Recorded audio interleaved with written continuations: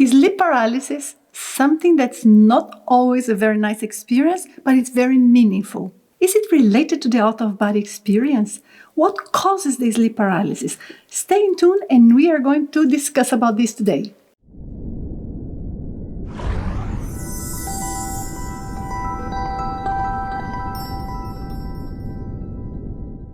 Hi, this is Nancy Trivelato. Today we are going to discuss about sleep paralysis because this is one of the most common questions I receive. What does it mean to us? When we talk about the out-of-body experience, what does it point to? And many other different phenomena that we studied that sometimes just confirm or gives us evidence that life is more than our eyes can meet, is more than just this physical moment, physical world. For those of you who have had an out-of-body experience in a very conscious way, very controlled way, this is a natural reality.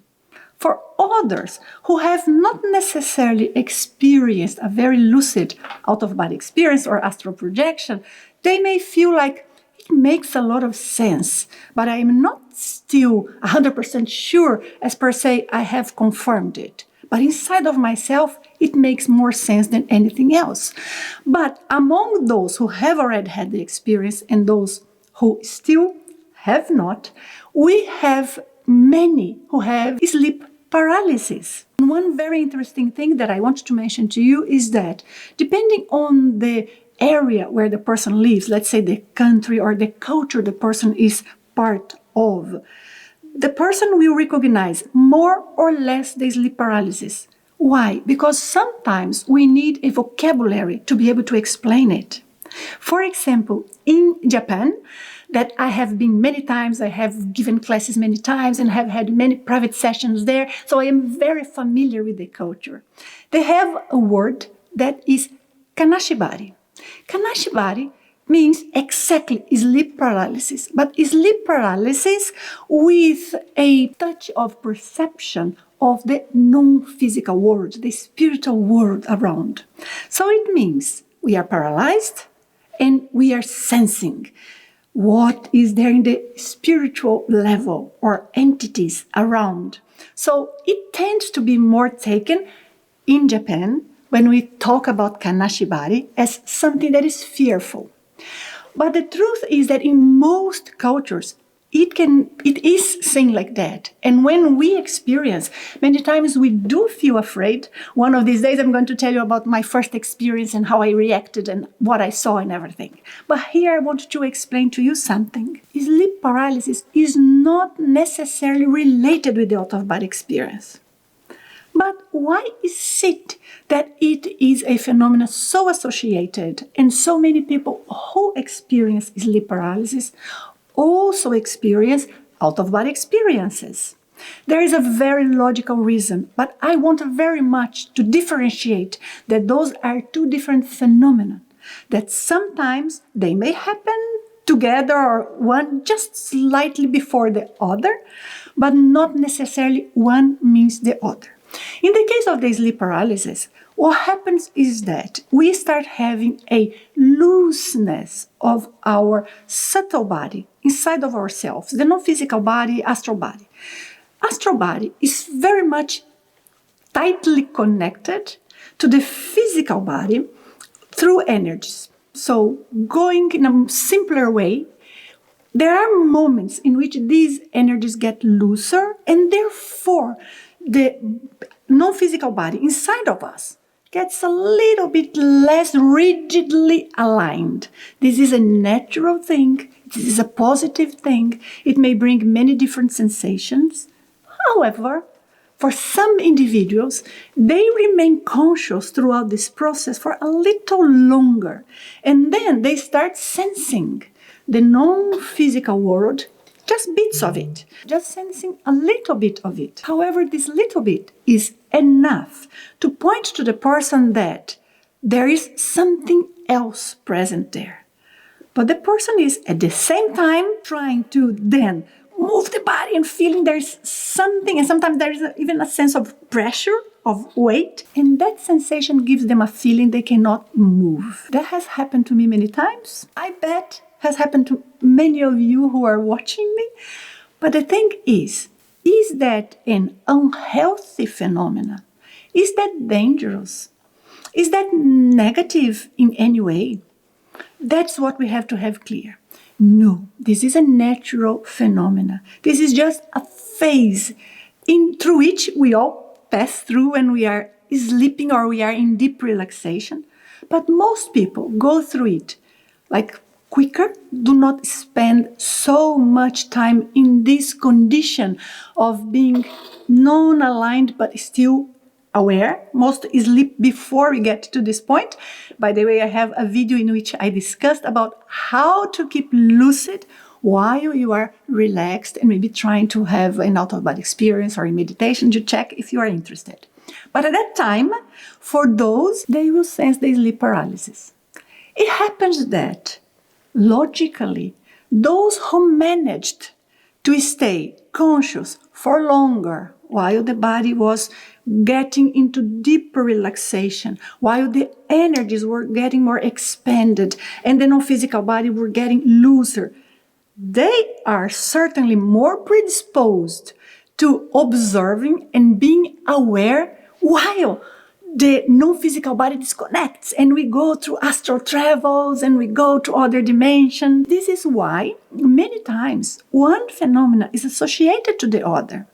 Because in this process of separation to get out of the body, of course there is a phase, exact moment or stage of the separation in which we are non-aligned at that very point where we sense sleep paralysis. But it does not mean it's always going to happen. It does not mean it has to happen, and it does not mean it is necessarily negative. Many people only get to the point of the sleep paralysis. Therefore, it has nothing to do with the out-of-body experience at that point. Only when we go further, that has something to do with the out-of-body experience.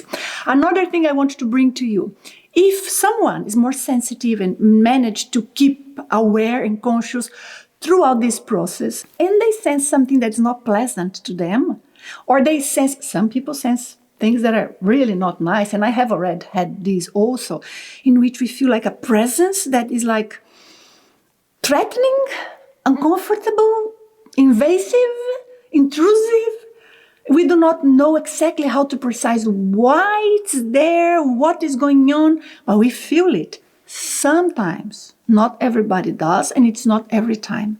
This also has nothing to do with the sleep paralysis.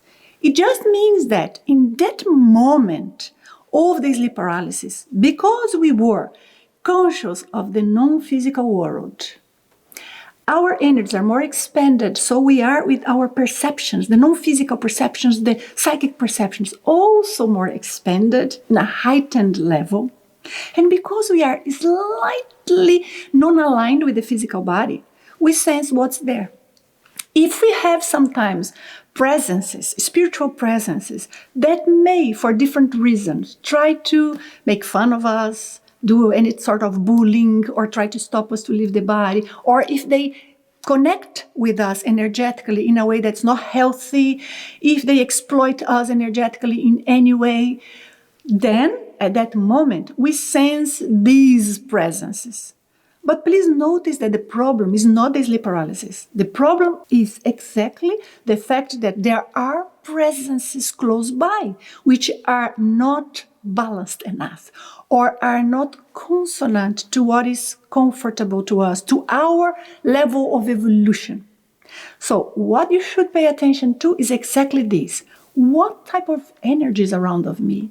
What type of energy I connect with when I start leaving the body or when I start this non-alignment?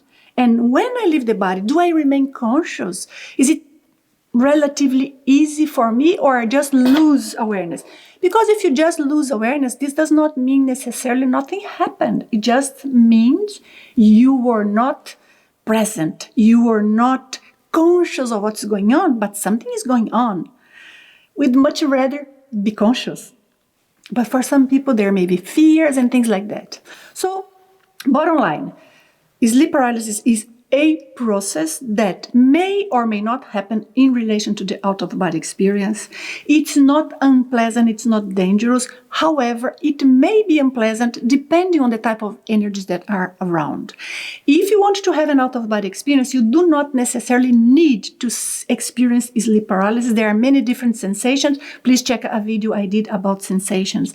And at the end, there can be many very nice, comfortable, pleasant sleep paralysis. When the energies are all good, you understand what's going on, so you can enjoy the sense of being attached to the physical world, but sensing yourself like something bigger, being more expanded. Sometimes you may even sense very positive presences close to us. You may detach from your physical body lucidly, so there are many things behind it as well. I hope this gives you an idea and motivates you to work with your energies.